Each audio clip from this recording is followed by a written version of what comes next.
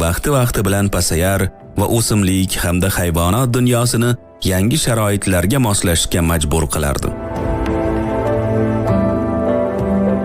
Mezozoy 3 davrni o'z ichiga oladi va ulardan birinchisi Trias deb nomlanadi.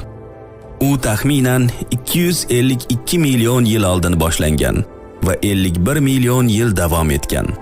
Bu yerning ikkinchi qismidagi tektonik jarayonlar Pangeyani alohida qit'alarga bo'lishni boshlagan payt edi. Ammo superkontinent butun davr mobaynida butunligicha qolgan. Bugungi kungacha mavjud bo'lgan eng qadimgi tog' tizmalaridan biri bo'lgan Ural tizmasi Triasda shakllanishni yakunladi.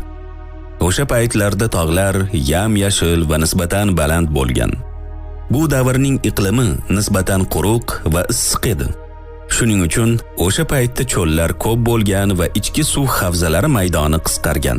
Triasning ko'p qismida havoda 10-15% kislorod mavjud bo'lgan.